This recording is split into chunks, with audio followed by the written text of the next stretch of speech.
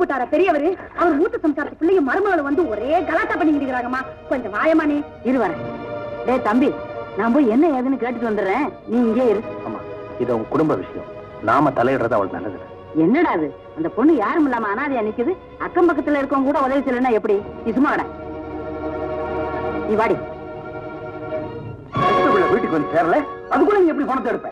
இந்த வீட்டு எஜமானி இல்ல இவ, நம்மளை எவன் தட்டி கேட்க போறான்ற தைரியம் அவளுக்கு, அதான் எடுத்துட்டா. ஏமா அப்படி எல்லாம் பேசுற?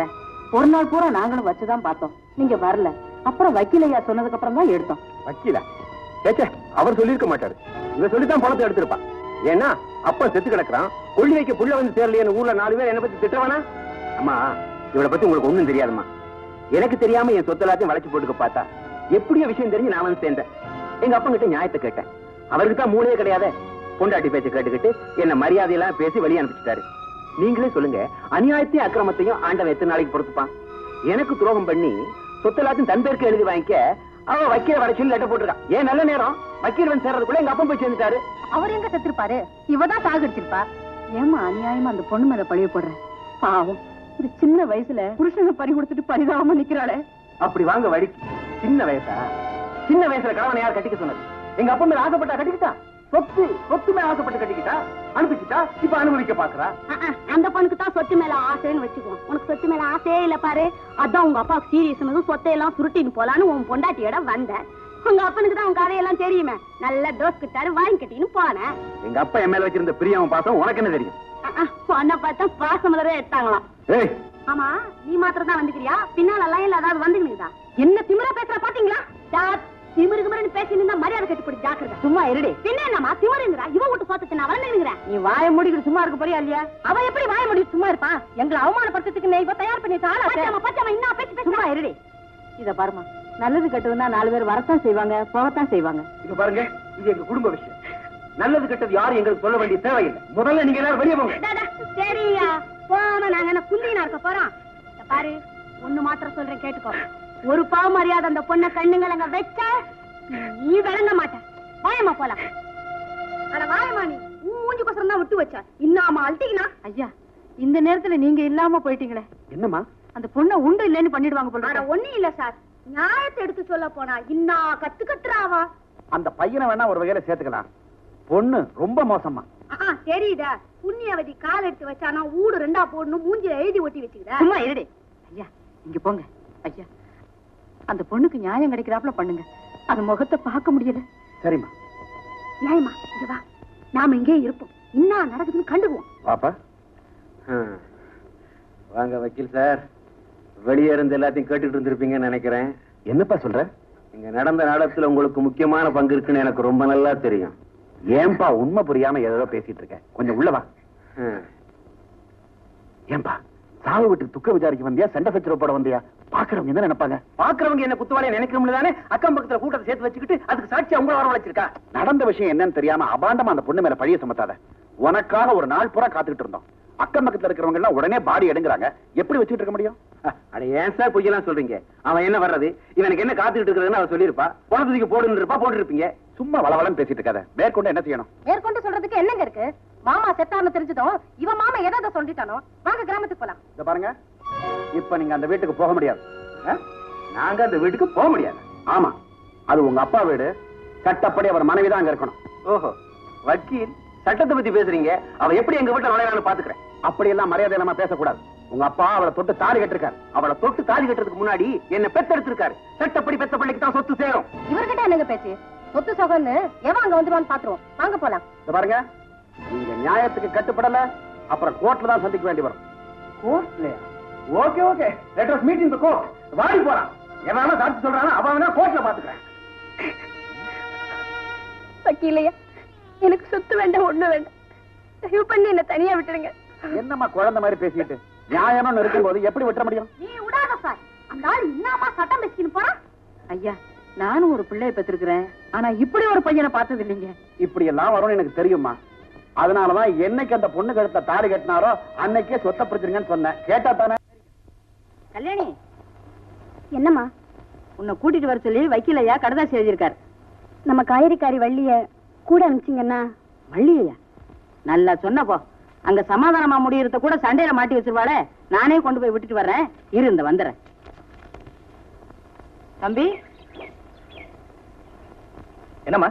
உன்னதான்டா பார்க்க வந்தேன். கல்யாணியை கூட்டிட்டு வர சொல்லி வக்கீல் கடுதாசி எழுதிருக்காரு. நான் கொண்டு போய் விட்டுட்டு வந்துடுறேன். உங்களை நம்பி விட்டுட்டு போயிருக்காரு, நீங்களே போறதா நல்லது. வண்டிக்கு வேற டிரைவர் போட்டு அனுப்புறேன், வண்டியிலே போயிடுங்க. காலையில பஸ் ஏறினா சாயங்காலம் போய் இறங்கிட போறோம். இதுக்கு ஏன்டா வண்டி? போயிட்டு வரட்டா? இருங்க, இந்தாங்க போன வந்தோன்னு இருக்கோம். அங்கேயே டிக்கெட் நான் போட்டுறாதீங்க, அப்புறம் நம்ம பாட்டு லாட்ரி. டேய் வராங்க, சீக்கிரமா அம்மா கொண்டு பஸ் ஏற்றிட்டு வா போ.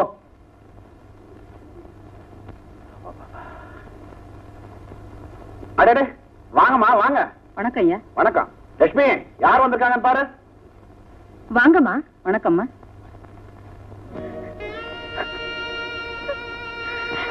இந்த சின்ன வயசுல உனக்கு ஆண்டவன் இப்படி ஒரு சோதனை கொடுத்துட்டானே. லட்சுமி, நீ வேற இப்பதான் அந்த பொண்ணு அழுது ஓஞ்சிருக்கு. பழசெல்லாம் ஆரம்பிச்சியா? சரி சரி, உள்ள கூட்டு போ. நீங்க வாங்கம்மா, கொடுங்கம்மா, நான் தூக்கிட்டு வரேன். பரவாயில்லைங்க. வாங்கம்மா. ஐயா, கல்யாணி விஷயமா என்னங்க ஆச்சு? என்னம்மா பண்றது, அந்த பெரியவரோட பிள்ளையும் அவன் பொண்டாட்டியும் வீட்டுக்குள்ள உட்காந்துட்டு போக மாட்டேங்கிறாங்க. சரி சமாதானம் பண்ணி வைக்கலாமேன்னு போய் பேசி பார்த்தா ஒத்து வரவே இல்லை. என்னடான்னு சொல்லி அந்த பொண்ணோட தாய்மாமன் கிட்ட இந்த பொண்ணுக்கு என்னடா வழின்னு கேட்டேன். எங்கிட்ட வீராப்பா பேசிட்டு போனவன் அங்க போயிட்டு திரும்பி வரும்போது இந்த பையன் சொல்றதுலாம் நியாயம் இருக்கு, அவன் கொடுக்குற 5000 10,000 வாங்கிட்டு போயிடுன்னு சொல்றான். ஐயா, சொந்த தாய்மாமனா அப்படி சொன்னா? சுயநலம் இருந்தா அப்படி சொல்லுவானா? அவன் தான் குடிச்சிட்டு வந்திருக்கானே. அம்மா, அந்த பொண்ணோட தாய்மாமா இருக்கானே பயங்கர குடிகார பையன். யாராவது குடிக்கிறதுக்கு ஒரு பாட்டில் வாங்கி கொடுத்தா போதும் காலிப்பைய மாதிரி நடந்துக்குவான். இவன் குடும்பம் தாங்க முடியாம தானே அந்த பொண்ணு கிழவனையா கட்டிடுச்சு. அப்ப அந்த பொண்ணுக்கு நியாயம் கிடைக்க வர வழியே இல்லையா? அந்த பொண்ணுக்கு நியாயம் கிடைக்கணும்னா கோர்ட்டுக்கு தாம போனோம். இப்ப அந்த பொண்ணு இருக்கிற நிலையில அடுத்த வேளை சாப்பாட்டுக்கே வழி இல்ல. கோர்ட்டுன்னு போனா எந்த காலத்துலயா முடியும்? அதனாலதான் பஞ்சாயத்து தலைவரை நான் பார்த்து பேசிட்டு வந்திருக்கேன். பாப்பா அவங்க என்ன முடிவு பண்றாங்க. இங்க யாரும் சத்தம் போட்டு பேசக்கூடாது. நடந்ததை கேட்டு நியாயம் சொல்றதுக்கு தானே நாம இங்க கூடி இருக்கிறோம். இல்ல பாருங்க, பஞ்சாயத்துக்கு கட்டுப்பட்டு நடக்கிறதா இருந்தா நடங்க, இல்ல கோர்ட்டுக்கு போவேன்னா போங்க.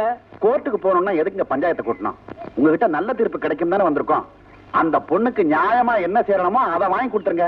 தம்பி, இந்த பொண்ணு உங்க அப்பாவுக்கு வாழ்க்கப்பட்டிருக்கா, நியாயமா என்ன கொடுக்கணுமோ அதை கொடுத்துருங்க. என்னங்க, இதை நீங்க சொல்லித்தான் நான் செய்யணுமா? எனக்கு தெரியாதுங்களா? நான் எப்படி சொத்து போறா என் சின்னம்மாக்கு தான் சேரணும்.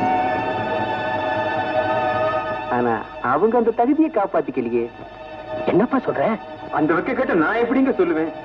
தாய் மாமி நீ சொல்லையா? தலைவர ஏண்டா குடிச்சிட்டு கலாட்டா பண்றேன்னு கேக்குறீங்களே? மனவேதனை தாழ முடியாம குடிக்கிறேன் தலைவர. அதோ இருக்கிறாள் என் தங்கச்சி பொண்ணு, அவன் நல்லா இருக்கணும்னு நினைச்சு பெரியவரு கைய கால புடிச்சு கல்யாணத்தை பண்ணி வச்சேன். பாவி பொண்ணு ஒழுங்கா இருக்க கூடாதா?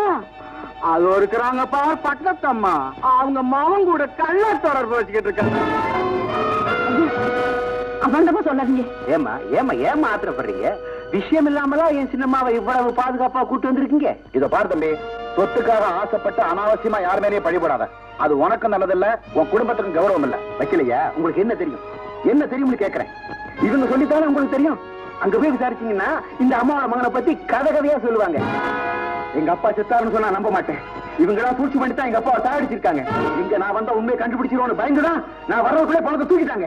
இத பாருங்க, எல்லாரையும் தரக்குறவா பேசிட்டு இருக்காரு.